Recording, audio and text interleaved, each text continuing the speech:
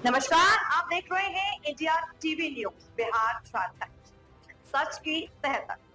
मैं हूं संदली और आपके लिए लेकर आई हूं आज की सबसे बड़ी और बेबाक खबरें। नीतीश कैबिनेट की बैठक खत्म। नीतीश कैबिनेट की बैठक खत्म। कुल 19 एजेंडों पर लगी मोहर। नीतीश कैबिनेट के महत्वपूर्ण एजेंडा कस्टम केंद्रीय वेतनमान में पेंशन और वेतन प्राप्त कर रहे सरकारी सेवकों परिवार के पेंशनधारियों का 252% के स्थान पर 257% महंगाई भत्ता कर दिया गया है। 3 नए विभागों के गठन को मंजूरी दे दी गई है। National stock exchange of India युवाओं को सशक्तिकरण और विकास हेतु विद्यार्थी कौशल कार्यक्रम को मंजूरी दे दी गई है। मद्य निषेध विभाग के अंतर्गत बिहार दस्तावेज लेखक संशोधन नियमावली 2025 को मंजूरी दे दी।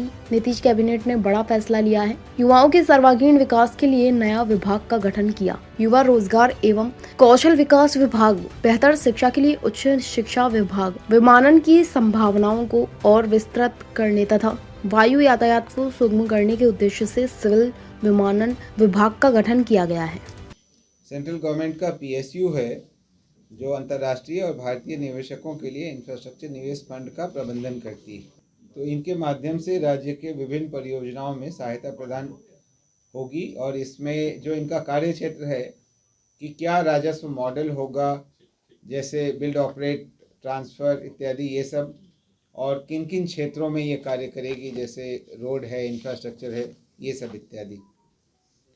अगला एजेंडा है national stock exchange of India limited Mumbai द्वारा बिहार के युवाओं के सशक्तिकरण एवं हुनर विकास हेतु विद्यार्थी कौशल कार्यक्रम संचालित करने के लिए एमओयू साइन करने की स्वीकृति दी गई। अगला एजेंडा मद्य निषेध उत्पाद एवं निबंधन विभाग का है, जिसमें बिहार दस्तावेज लेखक अनुज्ञप्ति संशोधन नियमावली 2025 की स्वीकृति दी गई। पूर्व नियमावली में इसमें कई संशोधन किए गए हैं। समाज कल्याण विभाग का अगला एजेंडा है, जिसमें मुख्यमंत्री भिक्षावृत्ति निवारण योजना अंतर्गत बिहार भिक्षावृत्ति निवारण नियमावली में कुछ संशोधन किए गए। सुप्रीम कोर्ट का आदेश था कि सांसर्गिक कोढ़ी एवं पागल इत्यादि जैसे शब्दों का प्रयोग न किया जाए, तो उनके बदले दूसरे शब्दों को प्रतिस्थापित किया गया। नगर विकास एवं आवास विभाग का अगला एजेंडा था, जिसमें नॉर्थ एवं साउथ विद्युत पावर डिस्ट्रीब्यूशन कंपनियों को विद्युत विपत्रों के भुगतान के लिए 400 करोड़ रुपए के सहायक अनुदान की स्वीकृति दी गई। अगला एजेंडा सामान्य प्रशासन विभाग का था, जिसके अंतर्गत श्री सुधीर कुमार जो बिहार प्रशासनिक सेवा के हैं, कोटि क्रमांक 478/2024, जो तत्कालीन जिला प्रबंधक थे राज्य खाद्य निगम रोहतास के, उनकी सेवा से बर्खास्तगी का निर्णय लिया गया।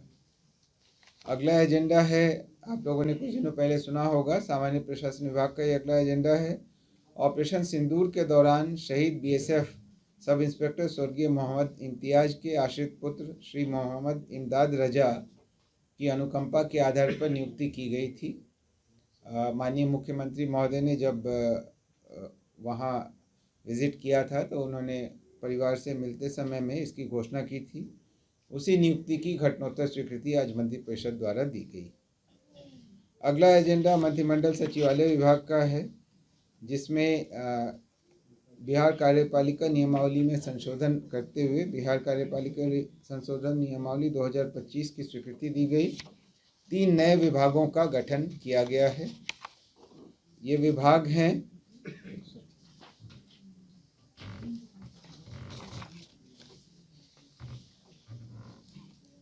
पहला है युवा रोजगार एवं कौशल विकास विभाग, दूसरा है उच्च शिक्षा विभाग, जिसमें शिक्षा से उच्च शिक्षा संबंधी कार्यों को अलग करते हुए, और तीसरा है सिविल विमानन विभाग।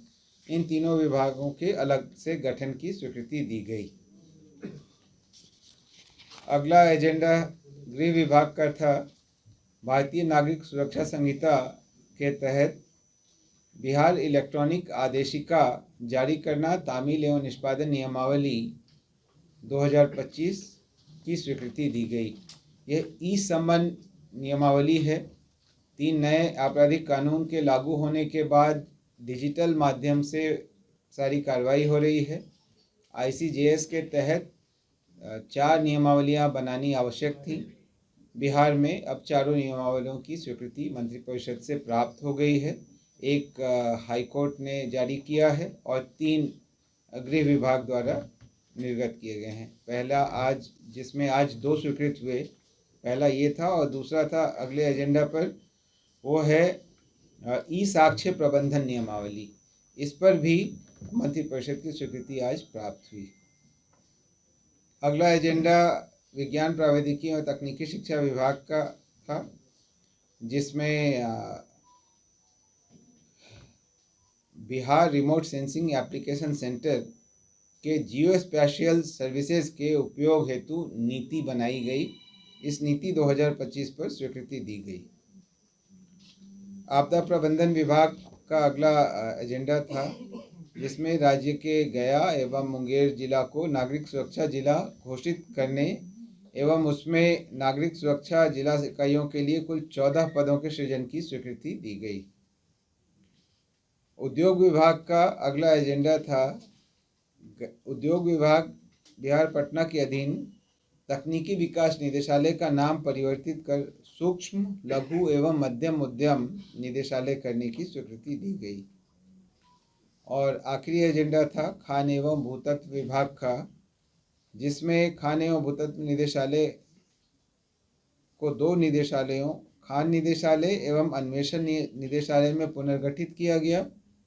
और खान निदेशालय के अंतर्गत 2 उप निदेशालय हैं, खनन उप निदेशालय तथा सुरक्षा उप निदेशालय। इसका गठन किया गया और इसके लिए पदों के सृजन की स्वीकृति दी गई। इसमें संलेख में संख्या तो नहीं दे रखी है, पर मैं वित्त विभाग से संपर्क कर आपको इसके बारे में सूचना अलग से उपलब्ध हम करा देंगे। इसी प्रकार से 5वें केंद्रीय वेतनमान में वेतन एवं पेंशन प्राप्त कर रहे राज्य सरकार के सरकारी सेवकों, पेंशन भोगियों, पारिवारिक पेंशन भोगियों को 1 जुलाई 2025 के प्रभाव से 466% के स्थान पर 474% महंगाई भत्ता एवं राहत के भुगतान की स्वीकृति दी गई। हाँ, इसका भी संख्या आपको बता दूंगा। वित्त विभाग का ही अगला एजेंडा था, जिसमें 11 अप्रैल 2023 के उपरांत 30 जून एवं 31 दिसंबर को सेवानिवृत्त होने वाले सरकारी सेवकों को मात्र पेंशन की गणना हेतु वैचारिक वेतन वृद्धि अनुमान्य की गई। इसका मतलब क्या हुआ सर? इसका मतलब ये हुआ कि जैसे मान लीजिए कि 1 जुलाई से वेतन वृद्धि मिलती है और कोई 30 जून को रिटायर हो रहा हो, तो उसको 1 इंक्रीमेंट कम मिलेगा।